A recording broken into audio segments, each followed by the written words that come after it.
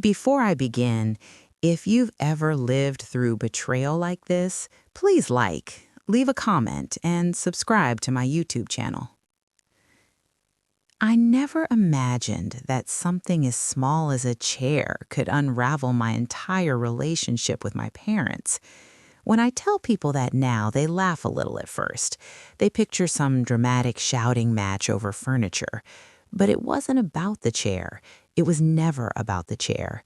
It was about what that chair represented: space, respect, acknowledgement. And the night they told me to stand was the night I realized I had been standing my whole life. I'm 32 years old. I work full-time as a legal administrative assistant. I pay my bills on time. I have never asked my parents for money since I moved out at 23, and yet whenever I walked into their home, I was treated like an inconvenience that overstayed its welcome. My older brother Daniel has always been the golden child. He married young, bought a house with help from my parents' savings, and gave them 2 grandchildren within 5 years. He can do no wrong. When Daniel walks into a room, my mother's eyes light up like someone turned on a chandelier. When I walk in, I get a polite smile, like a guest who didn't RSVP. The dinner that changed everything was supposed to be a celebration. Daniel and his wife, Marissa, had just announced they were expecting their third baby. My parents insisted on hosting Sunday dinner at their place. My mother went all out: roast chicken, mashed potatoes, homemade rolls. The dining room table was set with the good plates, the ones we weren't allowed to touch growing up. I arrived 10 minutes early, like I always do. I brought a small cheesecake from a bakery near my apartment. My mother took it from my hands without really looking at me. "Oh," she said, distracted, "just put it in the kitchen." I stepped into the dining room and paused. There were 6 chairs at the table: one for my father, one for my mother, 2 smaller ones pulled closer together for Daniel's kids, one for Daniel, one for Marissa. That was it. I stood there for a moment, waiting for my brain to correct what I was seeing. Maybe another chair was against the wall, maybe it was folded up somewhere. But the space between the china cabinet and the wall was empty. My father noticed me first. "What are you standing there for?" he asked, already slightly irritated. "There's no chair," I said gently, trying to keep my voice light. My mother didn't even look up from adjusting the silverware. "Oh, honey," she said, "it's just a chair. You can stand. We're a little tight tonight." Stand? At 32 years old? At a family dinner? I felt heat creep up my neck. I laughed softly because that's what I've always done when something hurts. "I drove 40 minutes, I said. "I thought we were all sitting together." Daniel shrugged. "It's not a big deal, Claire. We didn't think you'd mind." Didn't think I'd mind.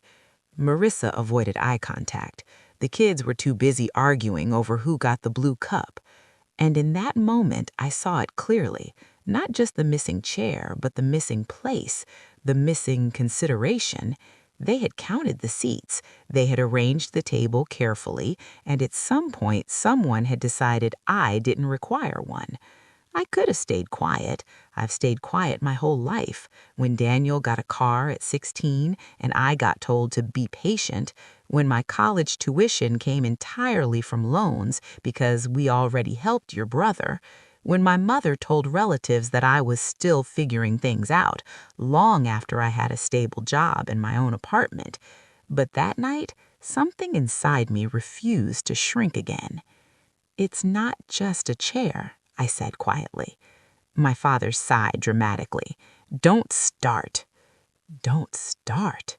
I felt something settle inside me, a calmness, not anger, something steadier than that. I walked back into the hallway where I'd left my purse. I could hear them murmuring behind me, my mother's whisper sharp and annoyed. "She's always so sensitive." Sensitive. I reached into my bag and pulled out a folded envelope. I had brought it with me for a completely different reason. I hadn't planned to use it, not like this. When I came back into the dining room, they were all seated. Daniel was carving the chicken. My mother was pouring gravy. I remained standing. "You're making this awkward," Daniel muttered. "No," I said evenly. "What's awkward is being told I don't need a seat in my own parents' home." My father's jaw tightened. "If you don't like it, you can leave." I nodded slowly. "That's actually what I wanted to talk about." The room quieted, not because they were listening, but because they were irritated. I held up the envelope. "See, you see this house you're sitting in, the one you've lived in for 27 years? My mother frowned. "What about it?" "I know you refinanced 3 years ago. I know the interest rate jumped last year. I know the bank sent 2 default notices." Silence. Daniel stopped carving. My father's face turned pale. "How do you know that?" "Because," I said gently, "I work at the law firm that handles your mortgage lender's regional accounts." My mother blinked. "What are you saying?" I unfolded the document with steady hands. "I'm saying the lease agreement for this property is in my name." For a second, no one reacted. It was like the words floated in the air without landing. Then my father laughed, a sharp, disbelieving sound. "That's ridiculous." "I bought the debt," I said softly. "When your mortgage went into secondary collections, it was bundled. Our firm had first access. I used my savings. I negotiated the transfer. The property is legally under my holding lease for the next 5 years." Marissa's fork clinked against her plate. Daniel stared at me like I'd grown another head. "You're lying," he said. I placed the copy of the lease on the table. "I'm not." The color drained from my mother's face. You can't do that," she whispered, her voice trembling, not with sadness but with disbelief that I had stepped outside the role they assigned me. I looked at her, really looked at her. "I don't want to," I said honestly, "but respect isn't optional anymore." Daniel stood up. "This is insane. You're being dramatic." "Am I? Or are you just uncomfortable because for the first time, I'm not the one standing?" The silence that followed was different from before. It wasn't dismissive. It was heavy, uncertain. For the first time in my life, I wasn't asking for space at the table. I owned the table, and they were just beginning to understand that. The silence after my words felt like a held breath that no one wanted to release. I could hear the ticking of the clock above the stove. I had stared at that clock my entire childhood, counting down minutes until dinner was over, until arguments cooled, until I could retreat to my room and pretend I didn't care. Now the same clock marked a different kind of moment, one where I was no longer pretending. My father was the first to speak. "You think you're clever," he said slowly, his voice low and dangerous. "You think waving paperwork around makes you powerful." I didn't raise my voice. I didn't need to. "It's not about power. It's about boundaries." My mother pressed her palm to her chest like I'd physically struck her. "Cruel." The word almost made me laugh. Cruel was telling your daughter she didn't need a chair. Cruel was dismissing her accomplishments because they didn't come with grandchildren. Cruel was years of subtle comparisons that chipped away at self-worth like water on stone. Daniel crossed his arms. "So what, you're going to kick Mom and Dad out because you felt slighted?" "I didn't say that. I said I'm not invisible anymore." Marissa finally looked at me, really looked at me, and there was something in her eyes that hadn't been there before. Not judgment, not irritation, recognition. Maybe she understood what it felt like to be slightly outside the circle. My father snatched the lease copy from the table. His hands shook as he scanned it. "This can't be legal." "It is," I said quietly. "There's a 5-year holding lease under my name. You remain as occupants, but I control renewal terms." "You planned this," my mother whispered. That question lingered between us. Had I planned this? Not like this, not with a missing chair and a roast chicken growing cold. But I had planned to protect myself.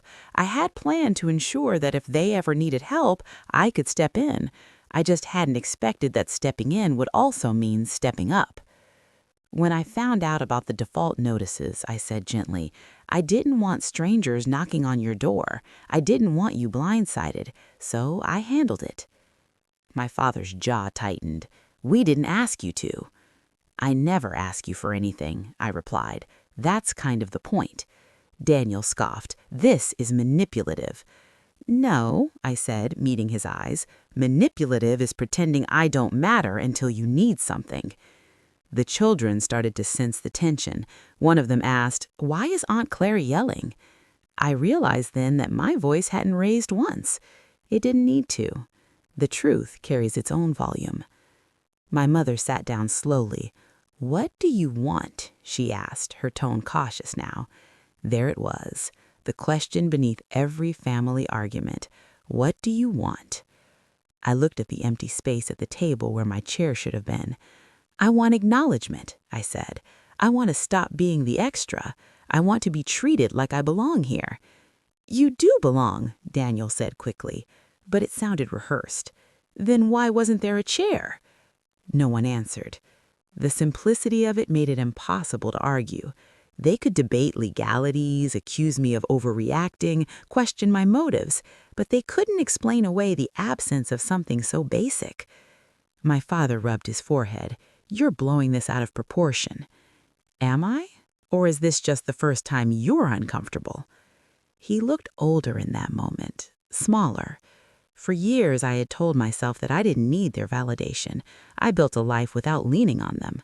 I rented my first apartment alone. I paid off my student loans ahead of schedule. I worked overtime and earned promotions quietly. But some part of me still showed up to Sunday dinners hoping to feel chosen. Instead, I was tolerated. "I'm not here to evict you," I said after a long pause. "The lease gives me options, that's all. And I'm choosing to use those options to reset how we treat each other." My mother's eyes filled with tears. I had seen her cry before, when Daniel moved out, when the first grandchild was born, when my grandmother passed. But I had rarely seen her cry because of me. "You're hurting us," she said. "I've been hurt for years," I replied softly. I just stopped absorbing it quietly. Daniel pulled out his phone, probably to Google something about property law. It would tell him what I already knew. The arrangement was airtight. I hadn't rushed into it. I had consulted colleagues. I had double-checked every clause, not because I wanted control, but because I was tired of feeling powerless. Marissa cleared her throat. "Maybe," she said carefully, "we should just get another chair." The simplicity of her suggestion cut through the tension like a beam of light. Everyone turned to her. "That's not the point," her father snapped. "It kind of is," she said gently. "It's about making room." Making room. Such a small phrase. Such a big concept. My mother stood up abruptly and disappeared into the garage. A few minutes later, she returned, dragging a folding chair. It was dusty, metal legs scraping against the floor. She placed it at the table. "There," she said stiffly. "Happy?" I looked at the chair. It wasn't one of the matching wooden ones. It didn't blend in. It looked temporary, afterthought. But it was a seat. "I don't want a folding chair," I said calmly. Her father's face reddened. "Unbelievable!" "I want the same chair everyone else has, not because it's comfortable, but because it says I'm equal." The children were quiet now, watching like this was some strange adult performance they didn't understand. Daniel finally lowered his phone. "What happens if we say no?" he asked. I held his gaze. "Then the lease terms change." The words weren't a threat. They were a boundary. "You'd really risk tearing this family apart?" her mother whispered. I felt something inside me then. Not anger, not triumph. Sadness. "This family has been cracked for a long time," I said gently. "I'm just refusing to pretend it's whole." Another silence fell, but this one wasn't sharp. It was reflective. They were replaying moments, I could see it. Birthdays where my gift was smaller, conversations redirected toward Daniel's achievements, subtle jokes about me being independent, like it was code for a loan. My father slowly walked to the china cabinet. He opened it and pulled out a matching wooden chair that had been pushed to the side for making space for decorations. He placed it at the table. No one spoke. He removed the folding chair and set it aside. "There," he muttered. I stepped forward and sat down. The simple act of lowering myself into that chair felt monumental. My heart pounded, but my posture was steady. I wasn't hovering. I wasn't apologizing. I was seated. Dinner resumed awkwardly. The conversation was stiff, fragmented, but something fundamental had shifted. They were aware now, aware that I had leverage, aware that I had grown beyond the role they'd assigned me. Halfway through the meal, my mother looked at me and asked, almost cautiously, "How's work?" It was such an ordinary question, but it carried a different tone, curious, not dismissive. "It's going well," I said. "I'm up for a senior position next quarter." "That's good," she replied softly. Daniel didn't interrupt. My father didn't change the subject. For the first time in years, I spoke about my life at that table without being overshadowed. It wasn't perfect, it wasn't warm, but it was balanced. And balance, I realized, was all I had ever wanted. But as the evening wore on, I could feel undercurrents forming. This wasn't over. Power dynamics don't reset in a single dinner. They resist. They test boundaries. When I stood up to leave, my mother walked me to the door. "You scared me tonight," she admitted quietly. "I didn't mean to. I just needed you to see me." She looked at me for a long moment like she was trying to reconcile the daughter she thought she knew with the woman standing in front of her. "I see you," she said.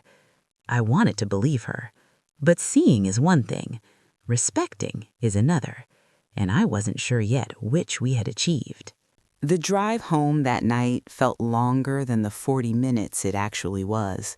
The highway was almost empty, just the soft hum of tires against asphalt and the steady glow of streetlights passing overhead like silent witnesses. I kept replaying the evening in my mind, not the dramatic moments, not the lease on the table, but the small ones. The way my father hesitated before pulling out the matching chair, the way my mother's voice shifted when she asked about my job, the way Daniel, for once, didn't interrupt me. I should have felt victorious. Instead, I felt exposed. Power has a strange aftertaste when you're not used to holding it. It doesn't taste sweet. It tastes heavy. When I got home, I set my purse down and sat on my couch in the quiet of my apartment. My place wasn't large, just a one-bedroom with beige walls and a balcony that overlooked the parking lot, but it was mine. Every piece of furniture had been chosen deliberately, every bill paid by my own hand. No one here told me to stand. I stared at my phone for a long time, half expecting it to light up with an angry message from Daniel or a guilt-soaked voicemail from my mother. It didn't. That silence unsettled me more than yelling would have. The next morning, my phone finally buzzed. It was Daniel. I let it ring twice before answering. "What?" he said instead of hello. "Good morning to you, too." He exhaled sharply. "What are you doing?" "I'm drinking coffee." "You know what I mean, Claire." I leaned back against the counter. "I'm setting boundaries." "You blindsided us." "You blindsided me with the missing chair." He groaned. "You keep reducing this to that." "Because it is that," I replied calmly. "You don't accidentally forget a chair. You decide someone doesn't need one." There was a pause on the line. "You've always been dramatic," he muttered. I almost laughed. That word again, dramatic. It was the label they used whenever I refused to accept less. "You got help with your down payment. You got tuition support. You got a car. I didn't complain. I adapted. I figured things out. But I'm not going to keep pretending it doesn't sting." "That's not my fault," he snapped. "I never said it was, but you benefited from it, and you never questioned it." Silence. For the first time in our adult lives, he didn't have a quick rebuttal. "What do you want from me?" he finally asked. Accountability, awareness, maybe even an apology. He scoffed reflexively, but it lacked force. For what having kids, being close to mom and dad, for participating in a dynamic that sidelines me, for never once saying, hey, maybe Claire deserves the same consideration. Another long pause. I didn't think you cared, he said, and his voice was quieter now. That sentence hit deeper than the rest. I cared, I said softly. I just stopped begging. We hung up, not angry, but unsettled. Something had shifted between us, too. The unspoken hierarchy we'd grown up with was now under inspection. At work that week, I found myself more focused than usual, maybe because for once the tension at home wasn't buried, it was out in the open. I wasn't carrying it alone. On Wednesday afternoon, I was called into a meeting with one of the senior partners. He confirmed what I'd hinted at during dinner. I was officially being considered for the senior administrative coordinator role. It meant more responsibility, a pay increase, and oversight of junior staff. As I walked back to my desk, I felt something bloom inside me. Not pride exactly, validation. For years, my achievements had existed quietly, almost privately, but now they felt like proof of something larger. I wasn't just surviving outside my family's shadow, I was thriving. That evening, my mother called. I almost didn't answer, but I did. "Hi, sweetheart," she said, her tone cautious but softer than usual. "Hi." There was a rustling sound, like she was moving into another room. "Your father's still upset," she admitted. "He feels embarrassed." "About the lease?" "Yes, and about everything." I waited. "I didn't realize you felt that way," she said a moment later. "I know," I replied. "That doesn't mean we don't love you." Love. The word hung there, complicated. "I never doubted that," I said carefully. "But love without respect feels uneven." She was silent. "Do you remember my college graduation?" I asked gently. "Of course I do." "You left early to attend Daniel's housewarming party." There was a long pause. "We thought you understood," she said finally. "He needed help setting up. I needed you to stay, just once." The memory had lived in me for years, small but sharp. I had walked across that stage, scanning the crowd for them. They were there, but distracted, checking their watches, whispering about traffic. "I'm sorry," she said, and this time it didn't sound defensive. It sounded reflective. I closed my eyes. "I don't want to use the lease against you. I don't want control. I want change." "What kind of change?" "The kind where I don't feel like an afterthought." "I can try," she said. Trying. It wasn't a grand promise, but it was something real. Over the next few weeks, the dynamic shifted in subtle ways. My mother started calling just to talk, not to relay news about Daniel, but to ask about my week. My father sent a brief text asking if he could review a document for me instead of assuming I'd handle it silently.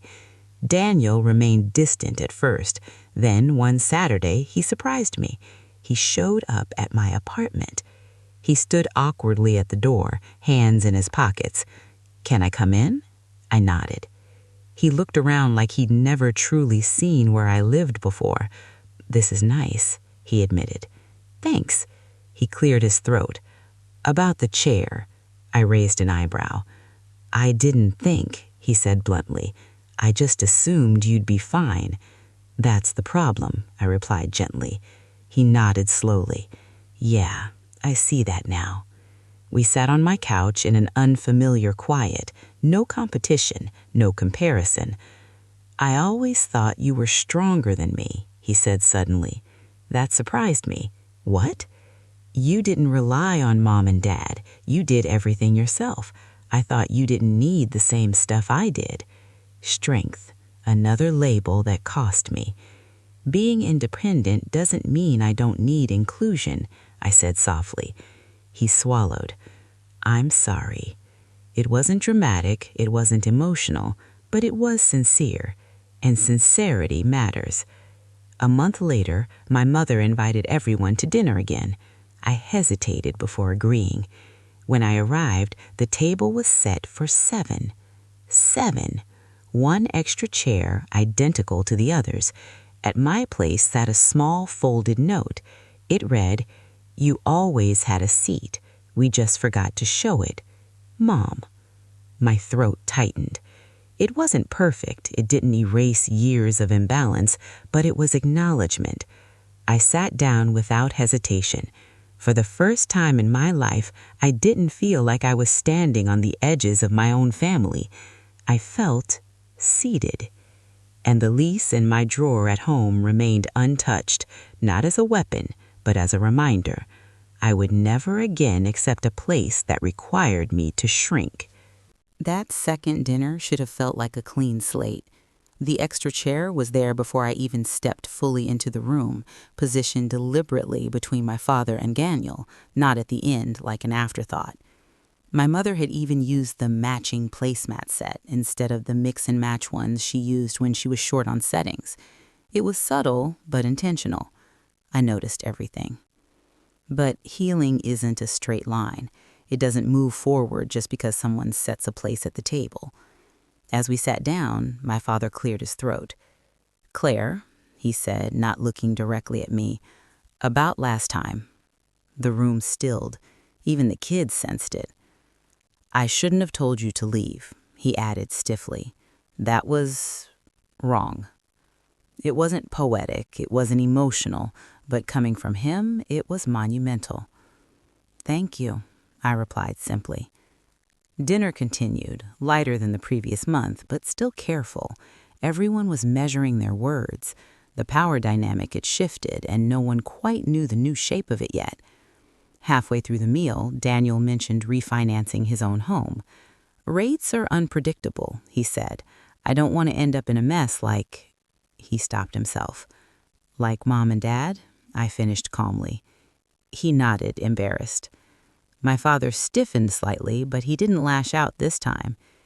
"If you want," I said, "I can connect you with someone trustworthy." Daniel looked surprised. "You would?" "Yes," I answered. "Boundaries don't mean hostility." That sentence seemed to settle something in the room. For the first time, they began to understand that my leverage wasn't about revenge, it was about recalibration. But not everyone adjusted easily. 2 weeks later, my Aunt Lorraine called me. Lorraine is my mother's older sister, the family commentator. She knows everything, repeats everything, and embellishes most of it. "I heard you're threatening your parents," she said without greeting. I exhaled slowly. News traveled fast. "I'm not threatening anyone." "Well, that's not what your cousin said. Apparently you took over the house." The phrase sounded dramatic, almost villainous. "I prevented foreclosure," I corrected. "There's a difference." Lorraine tisked. "Family shouldn't do business like that." "Family should also communicate," I replied evenly. She didn't like that answer. "Your mother's been crying." Guilt. There it was, the familiar tool. "I've cried for years," I said quietly. "No one called you then." She went silent for a moment, thrown off balance. "I'm not the bad guy here," I added, my voice calm but firm. "I stepped in when they needed help. I just refused to stay small while doing it." We ended the call politely, but I knew the narrative would continue circulating. In some versions, I'd be the ungrateful daughter. In others, the ambitious opportunist. Very few would understand the truth, that this wasn't about money or property. It was about dignity. A few days after that, my mother showed up at my apartment unannounced. That alone was unusual. She's never liked driving into the city. I opened the door to find her standing there, holding a small potted plant. "For your balcony," she said awkwardly. I stepped aside to let her in. She walked through my apartment slowly, noticing details she'd never commented on before. The framed certificates on the wall, the organized bookshelf, the framed photo of me at my college graduation, the one they left early from. "You've built a nice life," she said softly. "I have," I replied. She sat at my kitchen table, hands folded. "I've been thinking," she began. I waited. "When you were little," she said, "you were so independent. You didn't ask for help. You didn't cling. Daniel did. He needed constant reassurance." I nodded slowly. "I think," she continued, her voice catching slightly, "we assumed you didn't need as much care." There was the flawed logic that had shaped decades. Not needing constant attention isn't the same as not needing care, I said gently. She looked at me with an expression I hadn't seen before, regret unguarded. "I see that now." We talked for over an hour about small things, about larger ones, about the time I won a writing award in middle school and they missed the ceremony because Daniel had a soccer tournament. She didn't remember that until I mentioned it, and when she did, her face fell. "I thought you didn't mind," she said again. I minded. I just learned not to say it. The honesty didn't feel explosive. It felt cleansing. Before she left, she touched my hand. "You scared us with that lease." "I know." "But maybe we needed to be scared," she admitted quietly. That admission changed something fundamental. Fear had jolted them awake, not to punish, but to pay attention. Meanwhile, at work, I officially received the promotion, Senior Administrative Coordinator. The title felt substantial in my email signature. My salary increase meant I could finally consider buying a small condo instead of renting. When I told my parents, they reacted differently than they ever had before. My father said, "That's impressive." Not, "That's nice." Not, "Good for you." Impressive. My mother asked about the responsibilities. She listened. She didn't redirect the conversation to Daniel's kids. Even Daniel texted, "Congrats, you earned it." These might sound like small changes to an outsider, but when you've lived decades in a shadow, even a sliver of light feels enormous. Still, I kept the lease secure in my drawer, not as leverage anymore, but as insurance, a reminder to myself that I am capable of protecting my space if needed. 3 months after the original dinner, my father asked to meet me alone. We chose a small cafe halfway between our homes. He looked uneasy, stirring his coffee longer than necessary. "I was proud of you," he said abruptly. I blinked. "When?" "When you handled the house situation. I was angry, embarrassed, but also proud." The word landed heavily. "You didn't panic," he continued. "You stepped in." "I didn't want you to lose it," I said honestly. He nodded. "And I realized something." He looked up at me then. "I treated you like you were still a child, but you've been an adult for a long time." There was humility in his tone that I had never heard before. "I don't want us to be adversaries," he added. "I don't either," I said. We sat in a quieter understanding. For years, I had equated confrontation with destruction. I thought if I ever pushed back, the entire structure of our family would collapse. Instead, it restructured. Not perfectly, not magically, but authentically. The next Sunday dinner felt different again. Not cautious, not tense, just normal. We laughed about something silly one of the kids said. My father asked for my opinion on a news article. My mother handed me a dish without hesitation, like I was simply part of the rhythm. No one mentioned the chair. They didn't have to. It was there. And so was I. As I drove home that night, I realized something deeper than the lease, deeper than the confrontation. The chair had never been about furniture. It was about worth. And the moment I stopped asking quietly and started asserting calmly, everything shifted. I didn't win a battle. I reclaimed my place. And sometimes reclaiming your place doesn't require shouting. It just requires refusing to stand when you deserve to sit. For a while, things felt steady. Not perfect, not magically repaired, but balanced. The extra chair remained at the table every Sunday, even when Daniel's family didn't come. My mother would sometimes send me home with leftovers packed carefully in containers she used to reserve for Daniel. My father started asking my opinion on financial matters, sometimes even before consulting his friends. It was subtle, but it was real. And yet, growth has a way of testing itself. About 6 months after the night of the missing chair, my parents invited the extended family over for a holiday dinner. Aunts, uncles, cousins, the entire network that thrives on stories and speculation. I hesitated before going. I knew the Lease situation had made its way into whispers. I just didn't know how loud those whispers had become. When I walked in, the energy shifted slightly. Conversations paused for a fraction of a second before resuming. Smiles felt a little too tight. Aunt Lorraine spotted me first. "There she is," she called out in a sing-song voice that felt more like a spotlight than a greeting. "The landlord." A few nervous chuckles rippled through the room. I forced a polite smile. "Hi, Aunt Lorraine." My mother shot her a warning look, but Lorraine waved it off. "What? I'm just teasing." Teasing, another word that hides discomfort. I stepped further into the house and noticed the dining setup.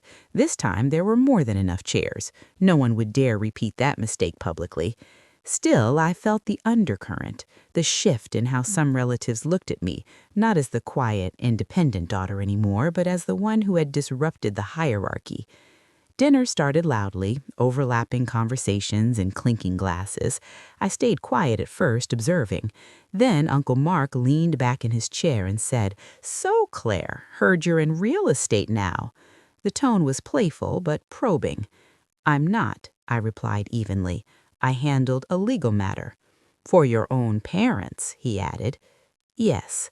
He raised his eyebrows. "Bold move." I met his gaze. "Responsible move." The table grew slightly quieter.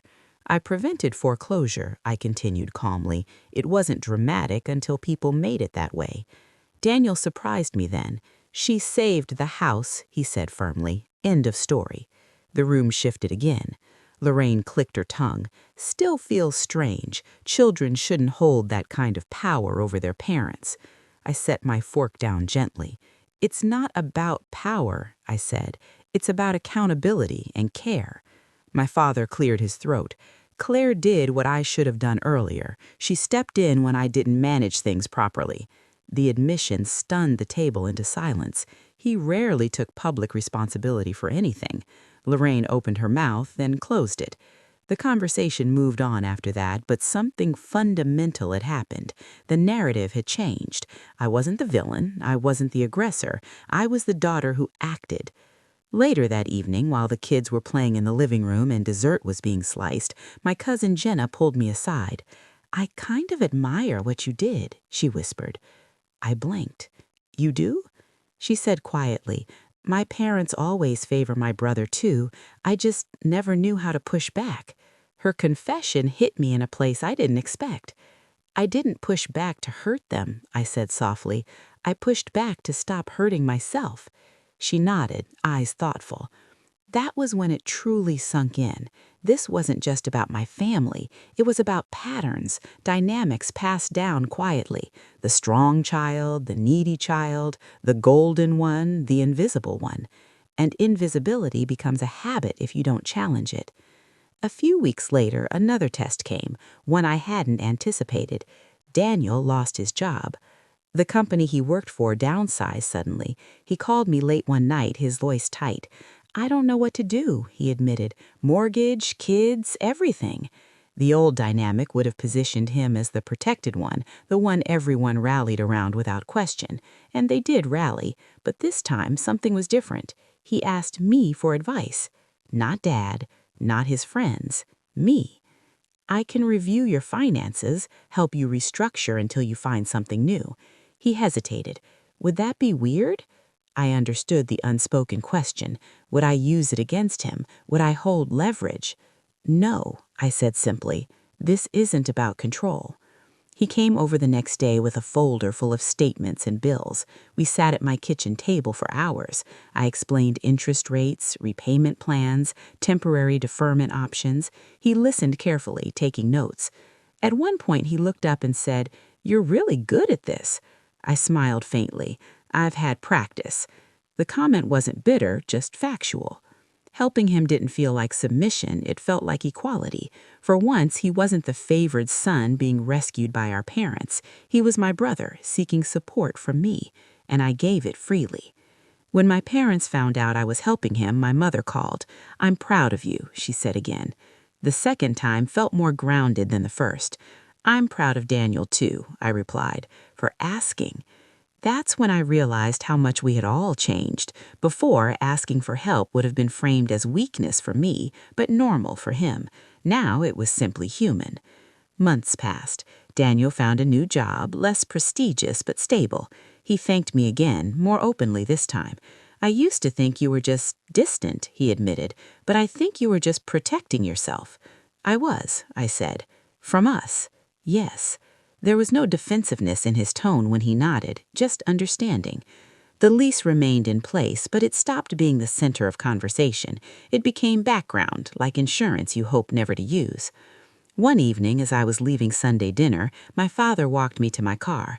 "You know," he said thoughtfully, "when you were little, you used to drag your own chair to the table if there wasn't space."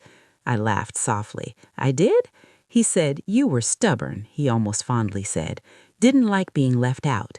"Guess some things don't change," I replied faintly. "No, they just get stronger." Driving home that night, I reflected on the journey. The missing chair felt humiliating in the moment, but it forced something necessary. It forced honesty. It forced recalibration. It forced me to stop shrinking. The biggest shift wasn't that I held the lease. It was that I no longer needed to feel powerful. Power had moved inward. I wasn't reacting from pain anymore. I was operating from clarity. And clarity changes how you show up everywhere, not just at a dinner table. But life has a way of circling back to test your growth when you least expect it. And I had no idea that another, deeper test was approaching quietly, one that would challenge not just my place at the table, but my definition of family itself. The deeper test came on an ordinary Tuesday afternoon, the kind that doesn't warn you it's about to change something fundamental. I was at work reviewing contracts when my phone buzzed repeatedly in my desk drawer. I silenced it at first, assuming it was a group chat notification or a spam call, but when it buzzed a fourth time in under a minute, I stepped into the hallway to check. It was my mother. 4 missed calls. And a text. "Call me. It's your father." My stomach dropped. I called immediately. Her voice was shaking. "He collapsed at the hardware store. They're taking him to the hospital." The world narrows when fear hits. Sounds dull, colors fade. All that exists is urgency. "I'm on my way," I said, already grabbing my coat. At the hospital, everything felt sterile and slow at the same time. Daniel arrived minutes after I did, breathless, Marissa trailing behind him. My mother sat rigid in a plastic chair, clutching her purse like it was the only solid thing left. "Heart," she whispered when she saw us. "They think it's his heart." Daniel paced. I stood still. For years, my father had seemed immovable. Stubborn, loud, opinionated, but strong. Seeing him vulnerable, reduced to a patient behind a curtain, shook something deep inside me. A doctor approached and explained that it wasn't a full heart attack, but a serious warning.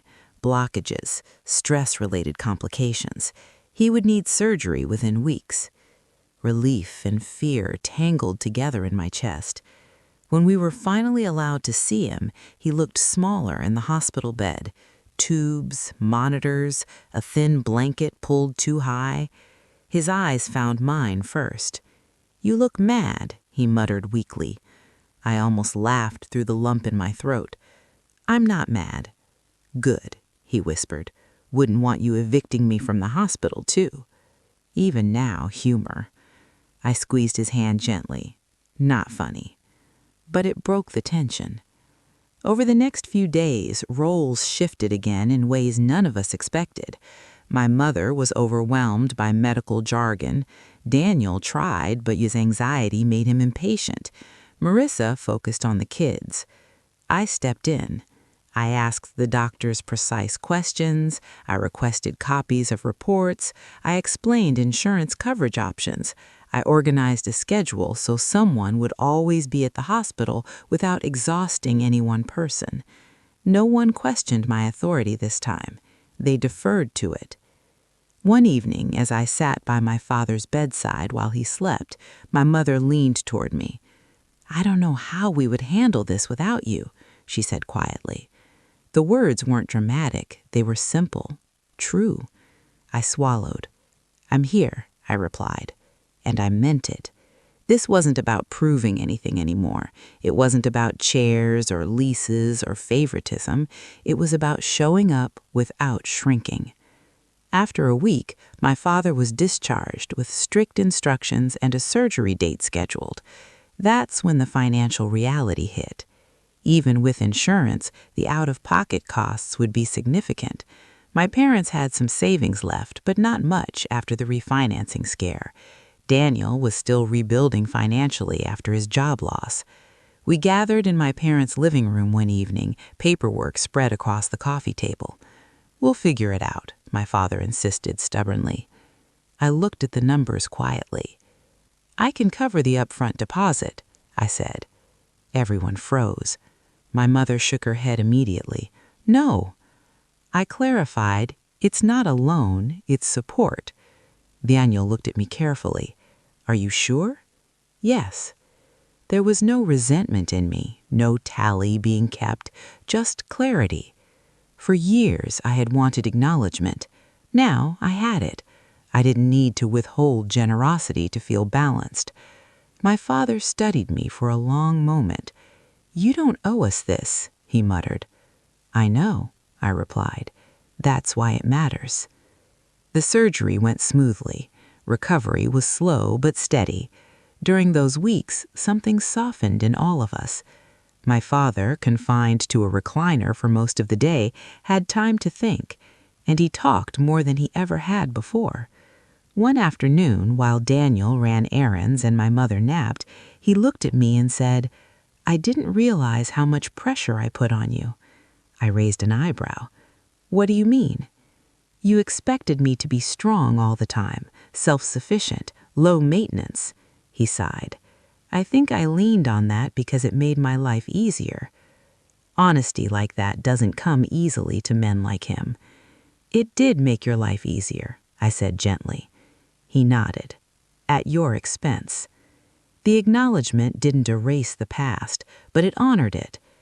"I should have made space for you without you having to demand it," he added. The word space lingered between us. "That's all I ever wanted," I said.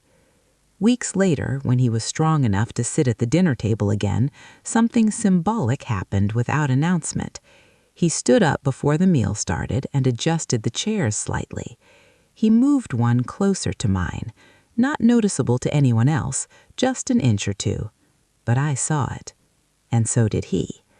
That small shift felt more meaningful than any apology, because it wasn't reactive, it was intentional. Life settled again slowly after his recovery. The crisis had recalibrated priorities.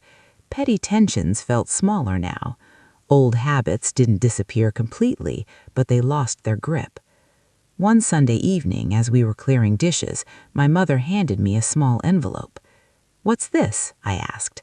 "Just open it later," she said. I waited until I got home. Inside was a copy of the original deed to the house before refinancing and a handwritten note. "We've updated our will. The house will be divided equally. No assumptions, no favoritism. We learned." I sat on my couch holding that note for a long time. It wasn't about the house. It was about intention, about correction, about breaking a pattern before it hardened further. I thought back to the night of the missing chair, how small and humiliating it felt, how tempted I had been to swallow it again like every other slight. If I had, none of this would have shifted. We would have continued in quiet imbalance. Instead, confrontation had opened a door, not to destruction, but to growth.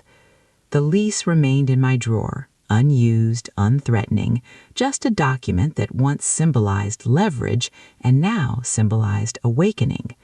The real change wasn't legal, it was relational.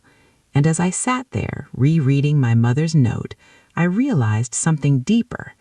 I hadn't changed everything by pulling out the lease. I had changed everything by deciding I deserved to sit down. And once you truly believe that, no one can make you stand again. If the story ended there, it would be neat. A confrontation, a health scare, apologies, growth. But real life doesn't move in tidy arcs. It circles back. It tests the foundation you think is solid. The next shift didn't come from conflict. It came from opportunity. Nearly a year after the night of the missing chair, I was offered something I hadn't even allowed myself to imagine, a position at our firm's regional office 3 states away. It wasn't just a promotion, it was a career leap, a leadership role, higher pay, greater influence, the kind of move that changes the trajectory of your life. When my supervisor first mentioned it, my instinctive reaction surprised me. Not excitement, worry. Worry about leaving my parents while my father was still managing his health. Worry about Daniel navigating his rebuilt career. Worry about Sunday dinners without me there. I had spent so many years fighting for space at that table. Now I was considering walking away from it. That irony wasn't lost on me. I took a week to think before telling anyone. When I finally shared the news at dinner, I expected tension, maybe guilt, maybe subtle pressure to stay. Instead, the reaction unfolded differently. Daniel's eyes widened first. That's huge. My mother blinked rapidly. 3 states away? It's a big opportunity, I said carefully, but I haven't decided. My father leaned back in his chair and studying me. What's holding you back? He asked. The question caught me off guard. I don't want to disappear again, I admitted. There it was, the old fear. The fear of being out of sight and eventually out of mind. My mother reached across the table and squeezed my hand. You won't, she said firmly. It wasn't defensive. It wasn't dismissive. It was certain. Daniel nodded. We're not that family anymore. The words landed softly but powerfully. We're not that family anymore. Growth isn't proven when everything is comfortable.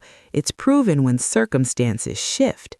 Over the next few days, my parents called, not to persuade me to stay, but to ask practical questions about housing, cost of living, timelines. My father even said, if you don't take it, make sure it's because you don't want it, not because of us. That sentence meant more than he probably realized. For years, I had unconsciously adjusted my ambitions to maintain proximity, not physically, but emotionally. I never wanted to seem too distant, too self-contained. Now they were encouraging expansion. A week later, I accepted the position. The move would happen in 3 months. That decision stirred something unexpected in me, not regret, but reflection. For so long, I equated belonging with presence. If I wasn't physically at the table, did I still have a seat? The answer would soon be tested. The weeks leading up to my move were full of practical chaos, apartment hunting, paperwork, packing, but emotionally they were tender. Sunday dinners felt warmer, almost nostalgic. One evening, my father stood up and tapped his glass lightly. I want to say something, he began. The room quieted. A year ago, I told Claire she could stand. He looked me directly. I was wrong. Silence fell heavy, but gentle. She didn't just pull out a lease. She pulled us out of a pattern. My throat tightened. We got comfortable, he admitted. Comfortable overlooking her because she didn't demand attention. That was our mistake. He cleared his throat. I'm grateful she demanded it. There were no dramatic tears, just a quiet understanding that something important was being acknowledged publicly. Daniel lifted his glass. To Claire, for not standing. Soft laughter rippled around the table. I smiled, but inside something steadied. This wasn't about winning. It was about evolution. As my moving day approached, my mother insisted on helping me pack. She wrapped dishes carefully, labeling boxes with neat handwriting. At one point, she held up an old photo she'd brought with her, me at 8 years old, dragging a wooden chair across the kitchen floor so I could reach the counter. "You always made your own space," she murmured. "I guess I did," I replied. She looked at me with a mixture of pride and regret. "I'm glad you don't have to drag it anymore." The morning I left, my parents and Daniel's family stood in the parking lot outside my apartment. It felt strange seeing them all there, like two parts of my life merging. As I loaded the last box into my car, my father walked up to me. "You know, distance doesn't remove your seat." I nodded. "I know." He hesitated, then added, "And you don't need a lease to remind us anymore." That's when I truly understood the shift.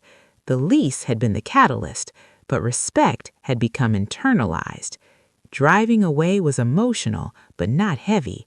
There was no fear of fading, no sense of stepping back into invisibility, because this time I wasn't leaving quietly. I was leaving acknowledged. The first Sunday in my new city felt strange. My apartment was larger, brighter, unfamiliar. I sat at my small dining table alone with takeout containers and my phone propped up in front of me. At 6 p.m., it rang. Video call. The screen lit up with my parents' dining room. And there it was, an extra chair at the table, empty, waiting. "That's yours," my mother said.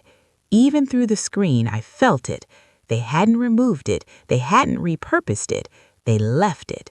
Not out of obligation, but out of intention. We talked through dinner like that, laughing, catching up, passing imaginary dishes across states. And for the first time, I understood something deeply. Belonging isn't about proximity, it's about recognition. I no longer needed physical proof of my place. I carried it with me. The lease eventually expired. I transferred the property rights back fully into my parents' names once their finances stabilized. It wasn't dramatic, just paperwork. They insisted on documenting everything clearly, equally, transparently. No assumptions, no silent hierarchies. A year later, when I visited for the holidays, I walked into the dining room and noticed something new. There were 8 chairs now, not 7. My father caught me looking. "Just in case," he said with a small smile. "Just in case someone else ever needed space. Just in case patterns tried to creep back in. Just in case." I sat down without hesitation, and this time it wasn't about reclaiming my seat.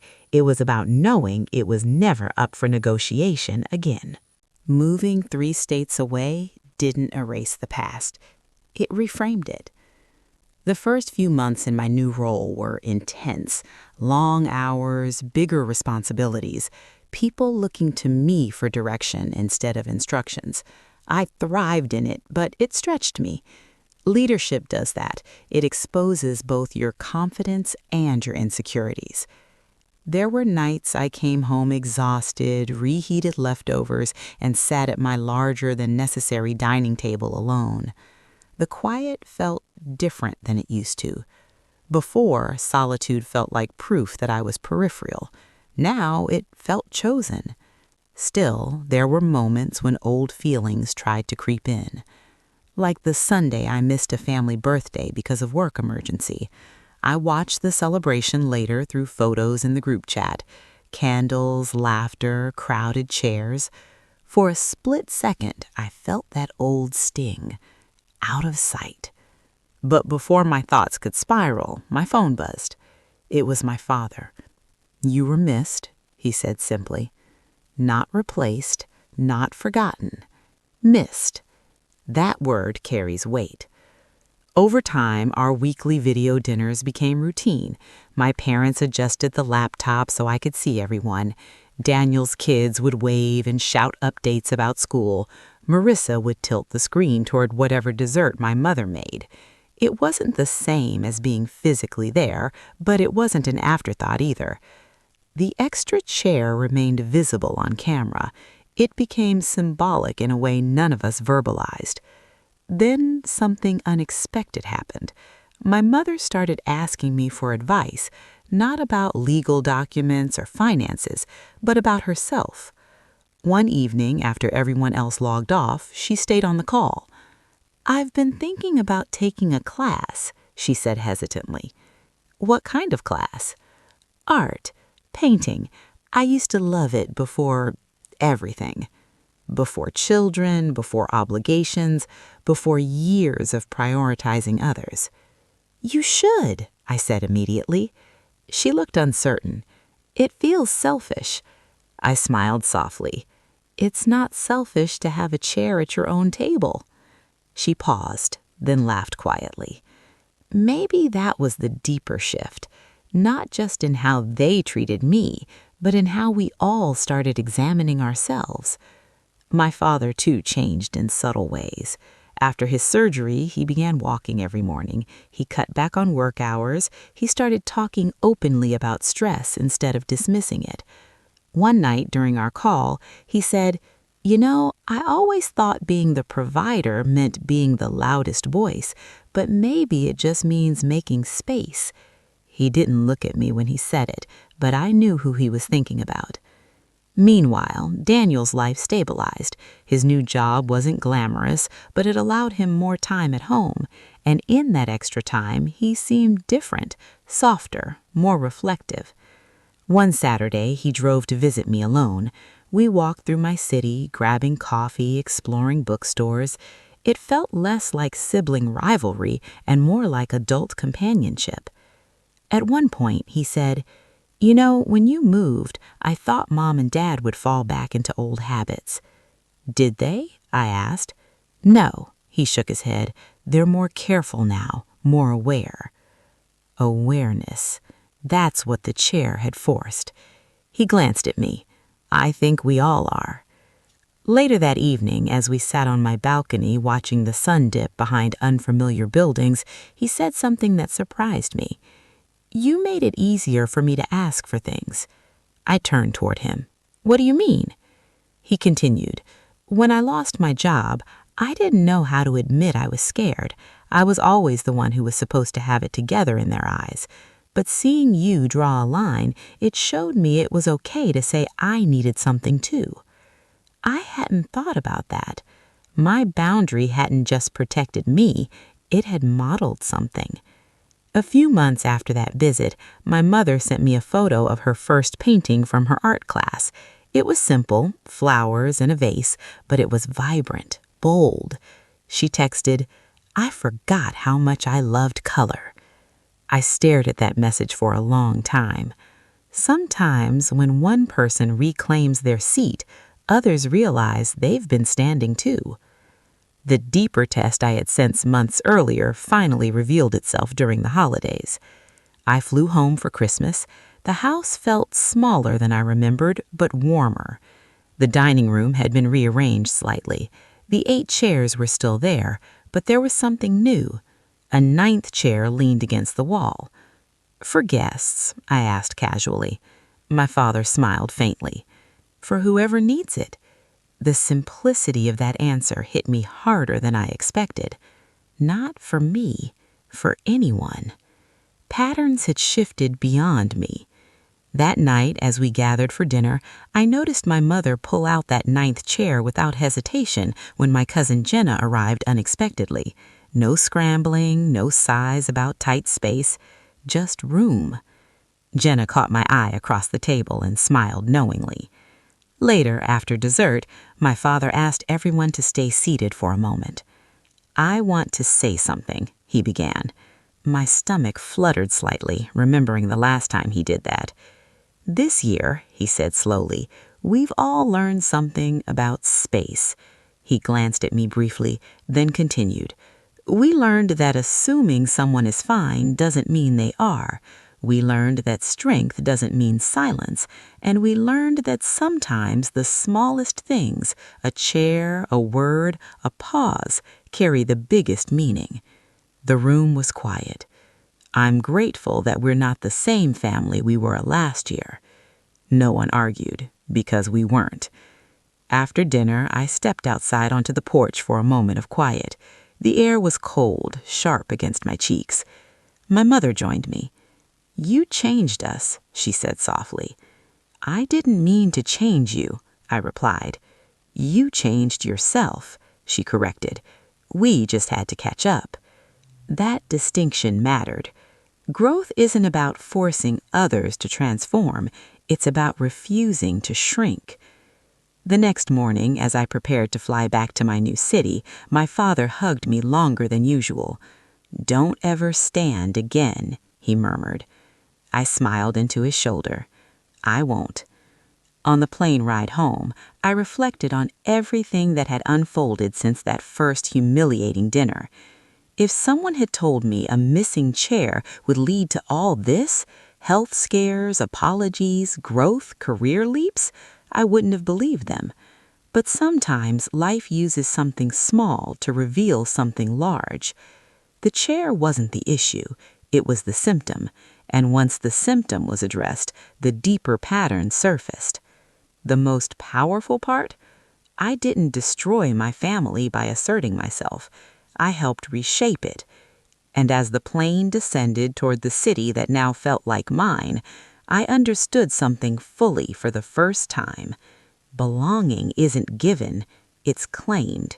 And once claimed with calm conviction, it changes not just where you sit, but how everyone else learns to make room.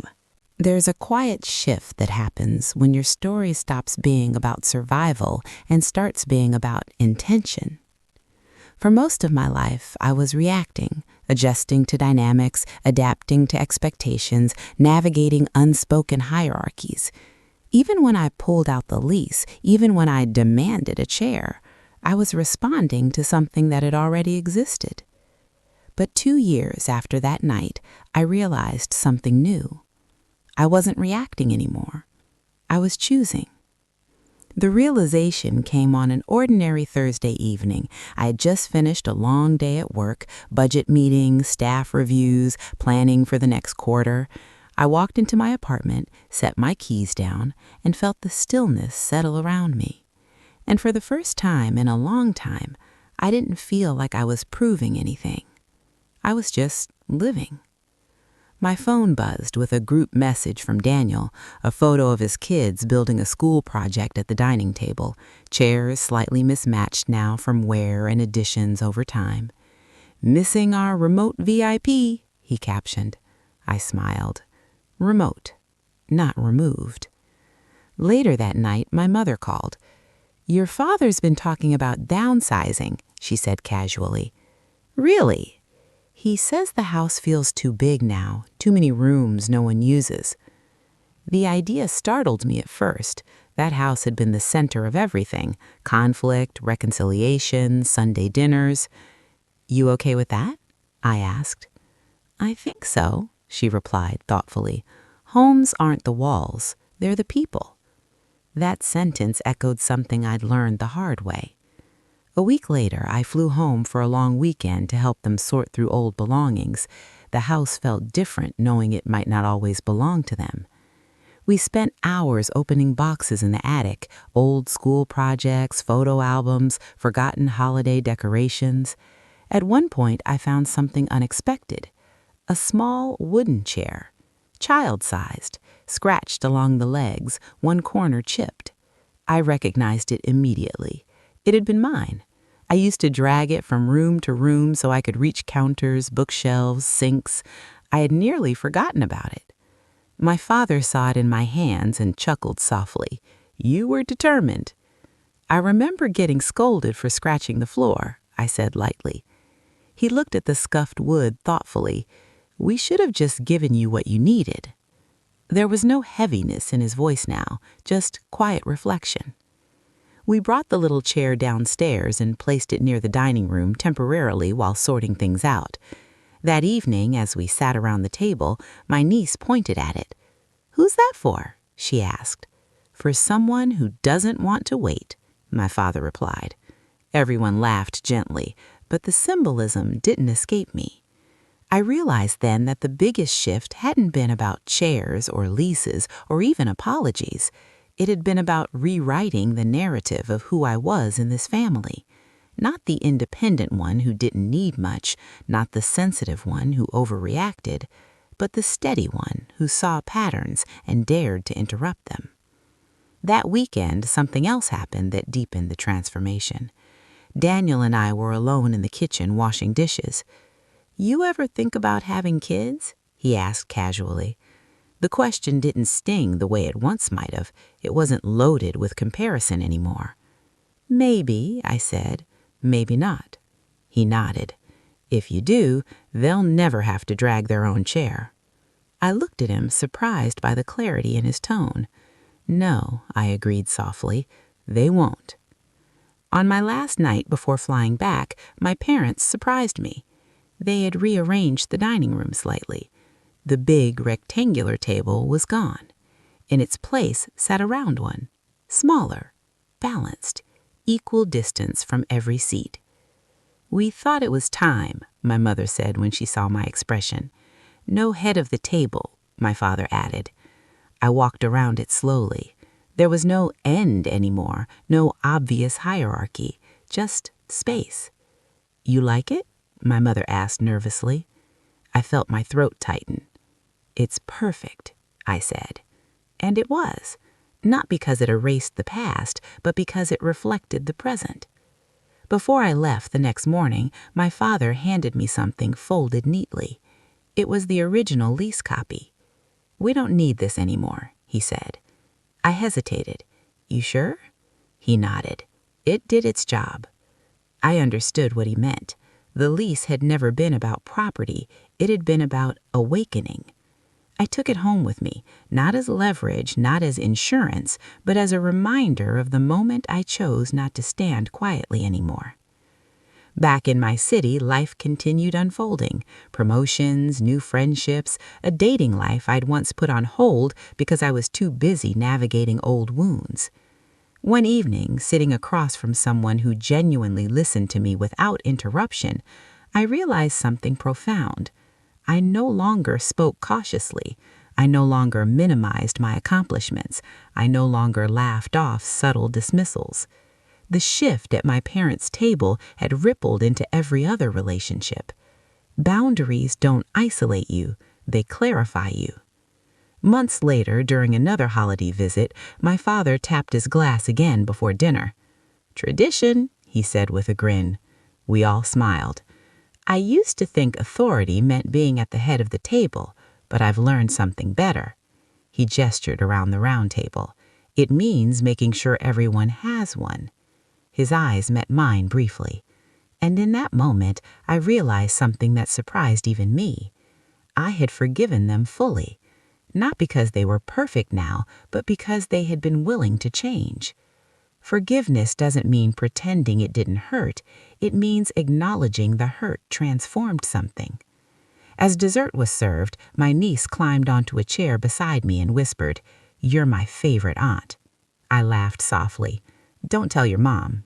She giggled and squeezed my arm, and I understood something simple and powerful.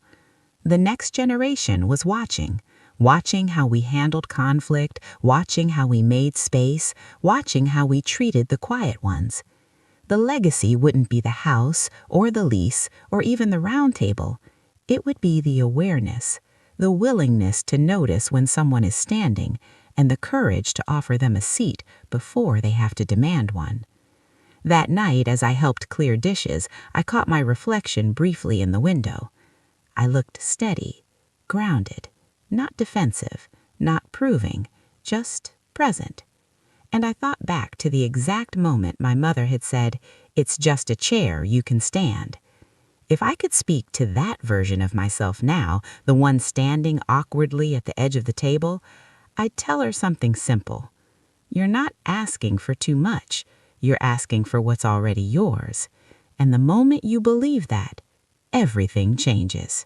Life, after reclaiming my place at the table, settled into a rhythm that felt both extraordinary and ordinary. On the surface, everything appeared calm. Sunday dinners, video calls, career milestones. But beneath that calm was a quiet, ongoing evolution. I had learned that family doesn't change overnight, and neither does the weight of past patterns. What changes is awareness and the courage to act on it. It was a chilly morning in early spring when I received an unexpected call from my father. His voice was calm, but tinged with something I hadn't heard in years: vulnerability. "Claire," he said, "I've been thinking about the old family home." I raised an eyebrow. "What about it?" He hesitated, as if weighing each word carefully. "It's too big for just your mother and me now. We're considering selling, downsizing further, moving somewhere smaller, easier to manage." I didn't feel the pang of anxiety I might have felt before. The lease, the chair, the years of imbalance, they had taught me resilience. I answered calmly, "I understand. Do you want me to help with logistics?" "Yes," he admitted. "We need your guidance this time." In the weeks that followed, I worked closely with both my parents. We reviewed property listings, discussed financial implications, and even considered future-proofing their space for when health might become a concern. This time, no one hesitated to listen to me. Decisions were collaborative, transparent, and respectful. It was almost surreal, realizing how far we had come from the days of silent assumptions and subtle slights. During one visit to tour a prospective condo, my mother stopped in the living room and ran her hand over the empty walls. "I used to feel like we were missing someone," she said softly, almost to herself. "You mean me?" I asked. She laughed quietly, shaking her head. "Partly, but also my awareness. We used to live unaware of the space you needed. You always made room for yourself, even when we didn't notice. Now I see it, and it's liberating." It struck me then that the work of reclaiming space doesn't just benefit the one asserting it, it ripples outward. My parents had become capable of noticing absence, acknowledging needs, and making intentional choices. The sale went smoothly. My parents moved to a smaller, more manageable home that allowed them to maintain independence without the stress of maintaining a large, underused property. The old family home was sold to a young couple with children, and my father insisted on passing along the little wooden chair I had discovered in the attic. "That chair," he said, "shouldn't just sit here gathering dust. Someone else should use it, just as you once did." I watched the couple's children drag it from room to room, eyes wide with curiosity and excitement. A piece of my childhood, once overlooked, now had a life of its own. That summer, I hosted a family barbecue at my new apartment. My parents, Daniel, Marissa, the kids, they all came. We set up tables, chairs, and blankets on the balcony. For the first time, I didn't feel the old edge of comparison or exclusion. My parents listened when I spoke, valued my opinions, and celebrated my achievements without caveats or reminders of past hierarchy. During that barbecue, Daniel leaned toward me, voice low so only I could hear. "You know, you've changed us all. Not just them," he gestured toward our parents. "You've made it normal to speak up, to expect fairness." I smiled quietly. It wasn't just me. They had to be willing to notice. He nodded. "Still, you were the spark." That spark wasn't about confrontation or leverage. It was about refusing to accept less than my worth, and in doing so, it illuminated the path for others to see the gaps they'd been blind to. A few months later, my father had a minor fall, nothing serious, but it reminded me how fragile time is. Sitting beside him in the hospital, I felt a profound gratitude, not just for his health, but for the journey we'd traversed together.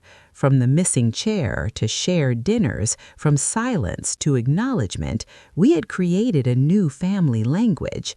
He looked at me and said, voice quieter than usual, I think I understand now the difference between being present and being absent in spirit, and I missed it with you for too long. I held his hand. Better late than never. And in that moment, I realized the depth of the lesson I had lived. Love without respect leaves gaps that only awareness and action can fill. Boundaries aren't walls, they're invitations to fairness, to understanding, to equality. By the time the year turned, my parents had fully embraced new routines. They called more often, checking in on small things. They asked my advice on family matters. Daniel and I had developed a balanced sibling dynamic, one where asking for help was no longer a sign of weakness. And I finally felt fully anchored, not just at my parents' table, but in life itself. One evening, as I sat alone on my balcony reflecting on the journey, I pulled out the lease one last time. The document that had once been my shield, my weapon, my leverage, now felt almost ceremonial. I placed it in a folder marked Memories and slid it into the back of my filing cabinet. The chair, the lease, the dinners, the confrontations, they were all part of a chain of events that reshaped us. And though the lease no longer had legal power, its emotional imprint would remain as a reminder of the moment I decided to stop standing quietly at the edges of my own life. The final revelation was simple but profound. Standing up doesn't always require loud rebellion. Sometimes it just requires presence, clarity, and the willingness to claim what is rightfully yours. And once you do, you don't just change your own life, you change the lives of everyone around you. It was late that night when my mother called me, her voice calm and soft. "Claire," she said, "I just want you to know something. You didn't just take a seat, you made it so everyone else could find theirs, too." I smiled, eyes wet but steady. "I think we all earned it," I replied. And for the first time, it felt true in every sense. The family I had once feared was rigid and unyielding had grown into one capable of awareness, intentionality, and respect. And I had learned that sometimes the smallest act of courage, a refusal to stand when you deserve to sit, can rewrite decades of unspoken rules. Looking back, I understand now that it was never about furniture.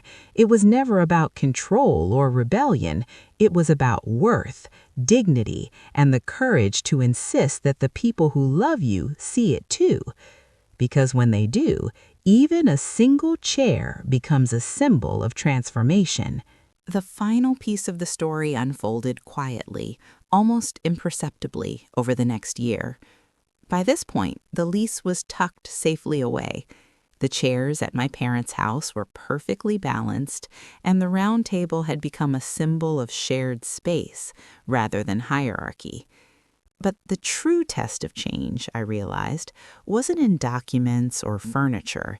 It was in how we handled the unexpected, the small ruptures life always delivers. It began with a phone call one rainy evening. Daniel's voice was tight with urgency. "Mom and Dad's car broke down. They're stranded outside town. Can you help?"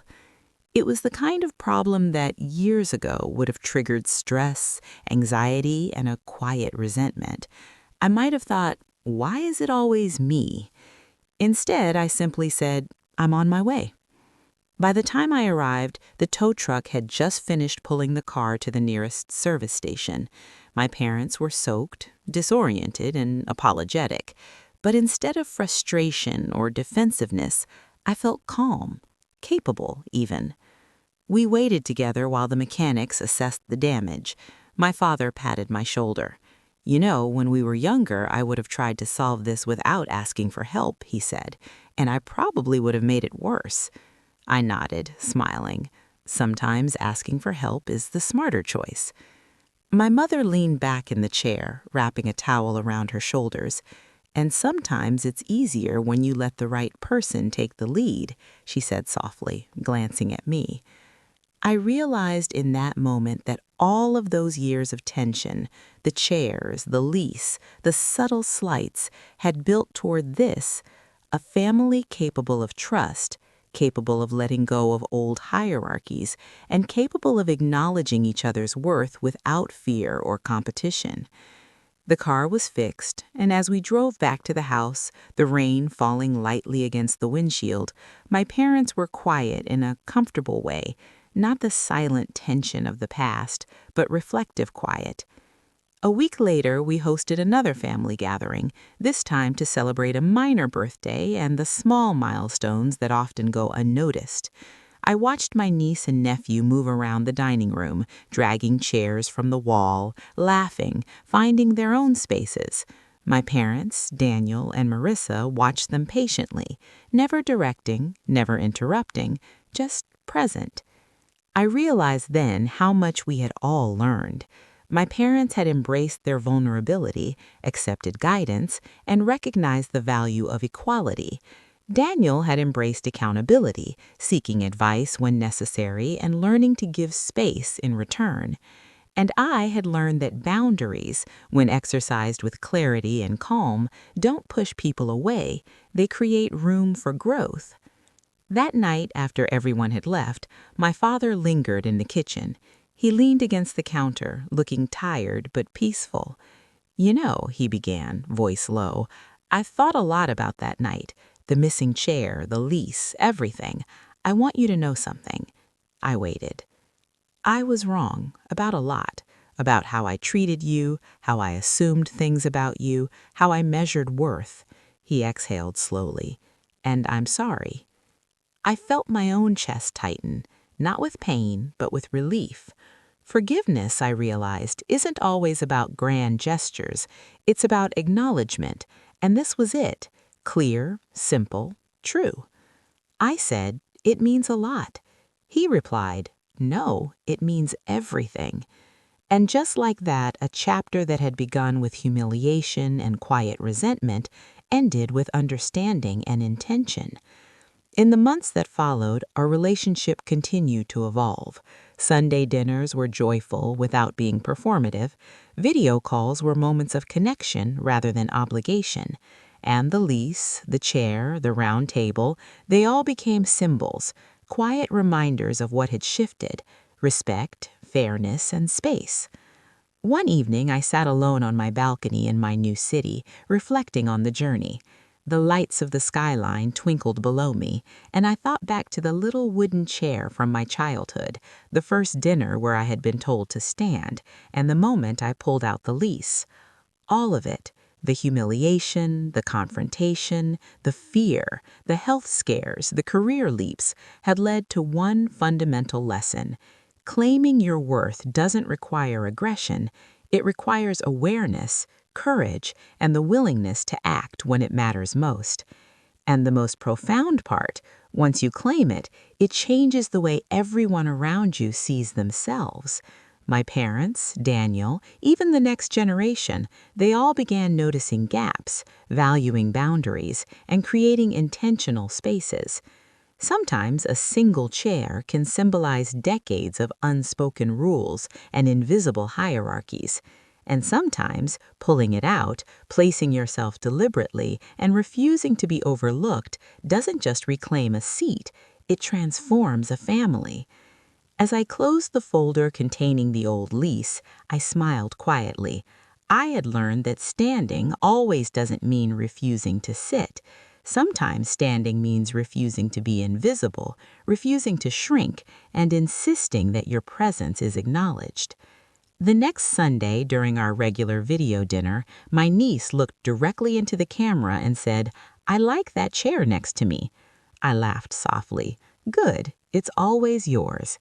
And in that moment, I understood completely. Reclaiming your seat is never just about you. It's about creating space for everyone to be seen, to be heard, and to belong. The chair is still there. The lease is in a folder. The table remains round. And we are all finally sitting together.